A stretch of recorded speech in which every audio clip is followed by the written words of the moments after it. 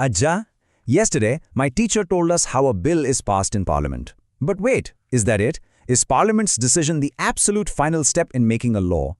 Oh yes, obviously. It is done and dusted. Once they vote, boom, law.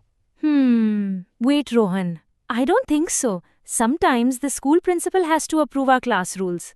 Doesn't someone else have to approve it in the government? Meera is very observant. No, the Parliament's decision is not immediately final. Come, sit a bit closer. Let me explain. You see, there is one more very important step. It is written in Article 111 of our Constitution. Article 111? Yes, Kanna. Think of the President of India as the ultimate final approver. After both houses of Parliament say yes to a bill, it must be sent to the President.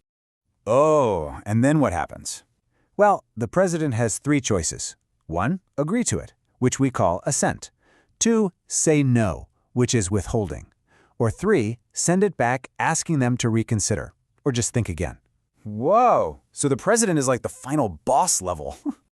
You could definitely say that, Rohan. Let's look at the first option. Assent. Assent means yes? Exactly. This simply means giving a final yes. When the president gives assent, that is it. The bill finally becomes the law of the land and everyone has to follow it.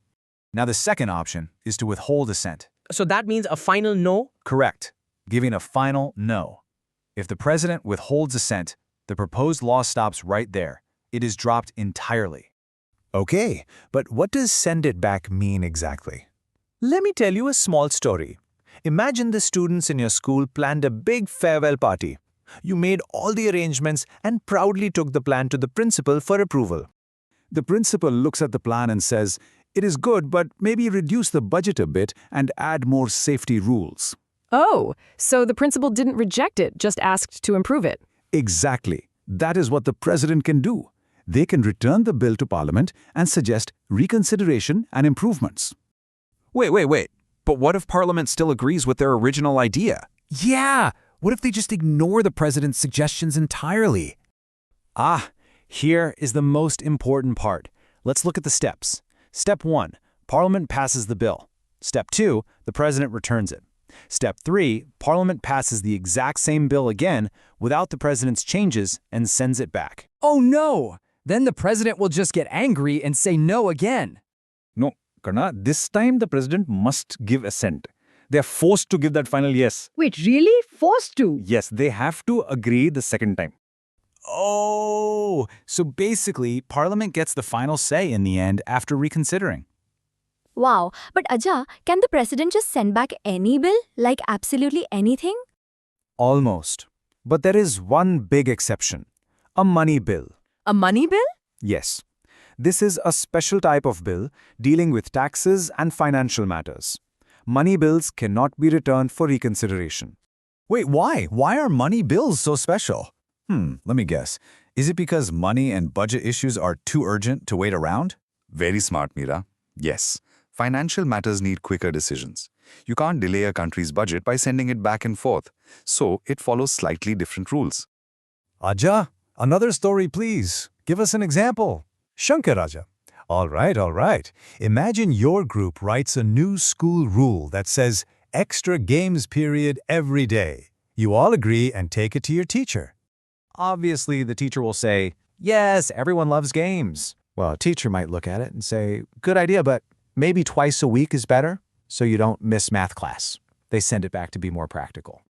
That makes sense, but Ajja, how long does the president have to make this choice? Like, can they just keep the bill forever? A very good question.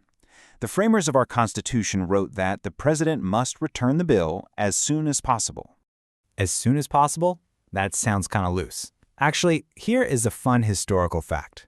Originally, the draft said the president had to return it in not later than 6 weeks, but Dr. B.R. Ambedkar changed the time limit to be more flexible, using the words as soon as possible. Oh man, if my teacher told me to do my homework as soon as possible, I would procrastinate forever. Why is there no strict deadline? Well, the founders had deep trust in the president. They wanted to give the president enough time for a careful review and to avoid hasty, rushed decisions. So the Indian president's power is different from the American president's? I read the US president only has 10 days to veto a bill. Exactly right, Meera. Having no strict deadline makes the Indian president's power quite unique compared to the US president's strict 10-day rule. But wait, what if the president doesn't say yes and doesn't say no and just never, ever returns it? Can a bill be ignored forever? Well, in 1986, President Zail Singh did exactly that.